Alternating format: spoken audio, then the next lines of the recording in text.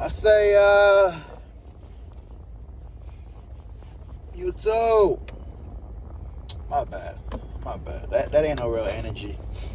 That ain't no real energy for y'all kings and queens. I say, you too. Good morning. It's a good morning. If it's your first time rocking with the boy, I be the KING. Yes, pal. 3. That be me, King Spree. And you locked in with the realest, you heard me? Baby, we got a beautiful day here in Las Vegas, Nevada. The weather about 46 degrees outside, a couple clouds in the sky. Praise to the Most High. And as always, kings and queens, I want you to watch out for that new mixtape coming soon. Baby, I promise, you gonna love it. Ah, man, we in the dog days, man. January, February, March, April. They the dog days for the dogdom. For the dogdom, you know? You kind of just put your head down, and each day is like the last. The first third of the year, man, it really is just each day is like the last. I guess if you got a birthday in these months, it means something, but if you don't, it really is just like each day is like the last. So we trekking through. Let's get into a little topic that I saw pop up on the timeline 2 days ago. It was involving Ayesha Curry, you know, good old Ayesha. And she had clapped back at one of the fans talking about her and her husband being in an open relationship, right? Before we get into it, please do me a favor and like the video. Each like really does matter, man. If I get 40 likes, if I get 40 views, I need 40 likes. One of my videos got 2,000 plus views, and it got 80 likes. That's what I'm talking about. I need the likes. Me like the likes. Subscribe to the boy channel. We're almost at 70. Please press the subscription button. And when you do, make sure that the notification bell is on. It'll let you know each and every time I come on here talking my shit. You hear me? So, talking about king shit. And leave a comment down below if you have any information on the matter, or just leave a comment saying you fucking with it. Put a fire emoji in the comment section for the boy. So, Ayesha Curry, Steph Curry. Now, me personally, from what we know about them, and that's what you got to remember with celebrity talk, is what we know about them based on what the media portrays. We don't know these motherfuckers. They don't know us. They could be the complete opposite of what's being shown. I love LeBron James as a basketball player, and from what I can see, it seems like as a human being, he ain't never been caught any scandal. I think LeBron ain't ever smashed no other girl besides his wife since high school? No. So you just never know. That's my point.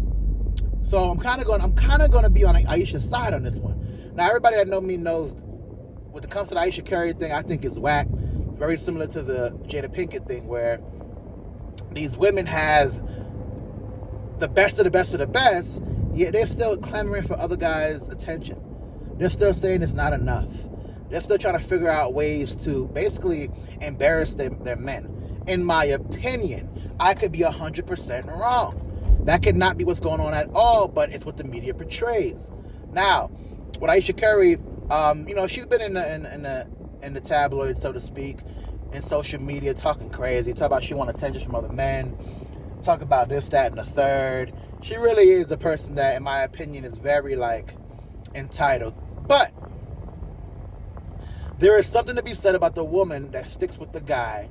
Now, it ain't really a choice, but what I mean by stick by is, they do help them build that legacy. Now, granted, with Steph Curry, his talent is what took over. But it is something to be said about somebody that watches the kids, keeps the house in order if she does that, deals with him after a loss, is around. A relationship is two parts. And though I don't agree that it's 50-50 when it comes to those kind of relationships, I don't know. I'm not there. So she attacked a fan that said something about their open marriage or alleged open marriage. And she basically said, yo, don't disrespect me like that, bruh. Like, our relationship ain't no goddamn open marriage. You crazy? And then kept it moving. I gotta be on her side. We don't know the understanding between them two. We have no idea if they have an open relationship or not. I'm hoping there's something like that, because the way she be disrespecting this dude, the way John Legend girl be disrespecting, Jada Pinkett be disrespecting Will, and Ayesha be disrespecting Stephen, in my opinion, or Wardell, in my opinion. I hope they got an open situation, but we don't know. And to be honest, how could it be open if she still wants to clamor, or if she's still clamoring for the attention of other guys? If it was open, then she wouldn't have to worry about that. So I'm on her side. We don't know what the hell's going on in the house, man. Don't say that. Don't put that out there, because they got kids, man. They got kids that are gonna be asking questions that they ain't got the answers to. You know what I'm saying? And furthermore, everybody thinks they're having an open relationship.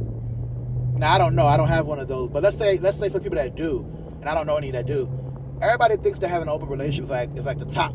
Either that or having two girlfriends. Man, that shit sometimes come with more pressure than just staying with one girl. That shit come with a lot of pressure. Back in my heydays of going out, and you know, when you're kind of dating girls but not really official, so you have the opportunity to deal with others, there's a lot that goes into open relationships. There's a lot that goes into seeing more than one woman. One, financially, it's rough. Now, granted, Stephanie ain't got to worry about that, but for the regular dudes like myself, yeah, we got to worry about the fact that each date costs $150, $200. Yeah, after you done met up with them 2 or 3 times, you done smashed 2 or 3 times, yeah, they just come to the crib after a while and watch Netflix. But in the beginning, it's not that. In the beginning, it's not Netflix and chill. In the beginning, it really is like out and about. So you got to worry about finances. Then we're going to talk about, just from an energy standpoint, what it takes to deal with multiple women. For young boys that don't understand what this really means, because they're not hitting at a high level, when you're dealing with a woman and everything that comes with that, especially in the beginning when you're courting, the courtship phase, bruh, you essentially are on an interview the whole time. You're going to cater to her every need the whole time. You're going to try to be the best you can be the whole time.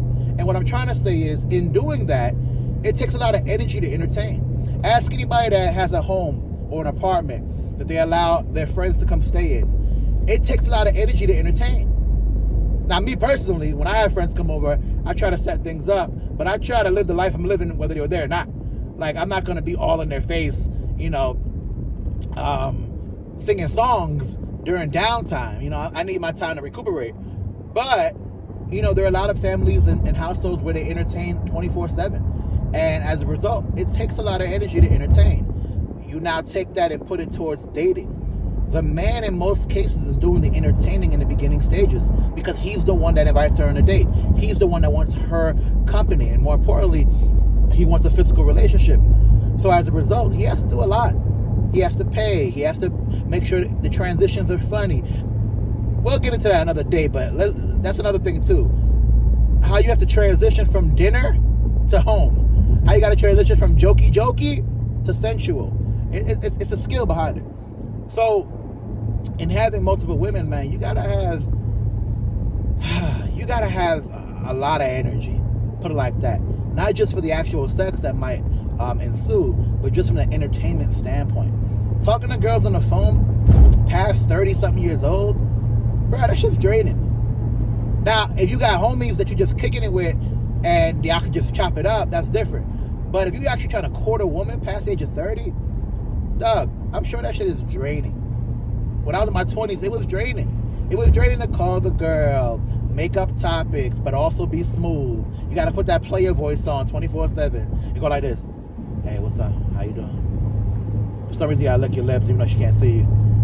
Yeah, I just called and said, how you doing? Everything cool? All right. What you do today?